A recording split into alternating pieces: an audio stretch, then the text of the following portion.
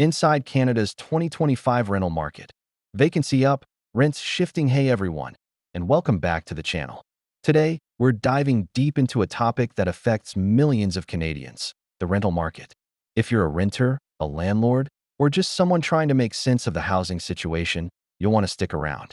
We're going to unpack the latest predictions for 2025, and trust me, there are some big changes on the horizon. For the past few years, it feels like all we've heard is bad news. Record low vacancy rates and rents that just keep climbing higher and higher. It's been incredibly tough, especially in major cities. Finding a decent, affordable place to live has felt like winning the lottery. But what if I told you the tide might be starting to turn? Recent reports from leading analysts are pointing towards a significant shift. The big headline? Vacancy rates are projected to increase in 2025. Now, why is this happening? It's a combination of factors. A huge wave of new rental construction is finally coming to completion. We're talking about thousands of new purpose-built rental units hitting the market across the country. Think about all those cranes you've seen in city skylines. Many of those are for new apartment buildings that will soon be ready for tenants. This increase in supply is a classic case of economics 101. When there are more available units than there are renters actively looking, landlords have to compete more for tenants. This is a massive change from the bidding wars and long lines we've gotten used to. So more choice for renters is definitely on the way. But what does this mean for rent prices?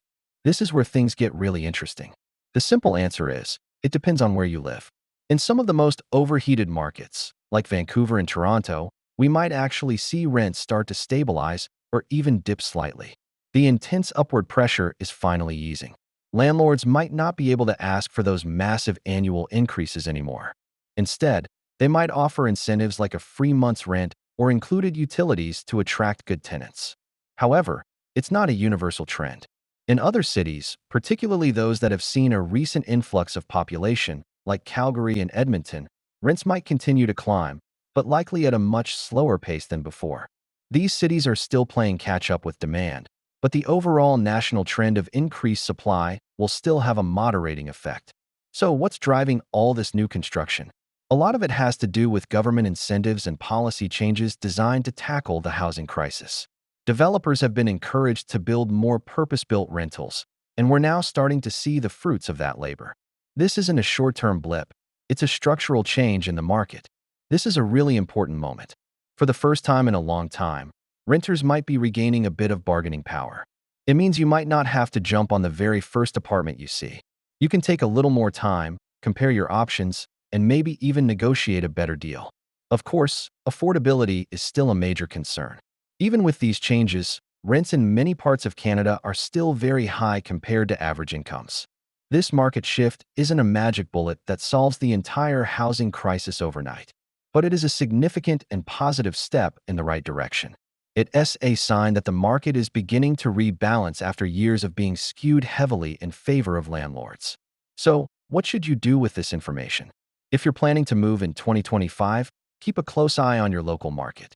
Watch the vacancy rates and see what new buildings are opening up. Be prepared to have more options and potentially more leverage than you've had in years. For landlords, it's time to focus on retaining good tenants and making your properties competitive. It's an evolving story, and we'll be following it closely right here. What are you seeing in your city? Are you hopeful about these changes? Let me know in the comments below. I'd love to hear your thoughts and experiences. Thanks for watching, and if you found this video helpful, don't forget to like, subscribe, and hit that notification bell so you don't miss our next update. See you in the next one.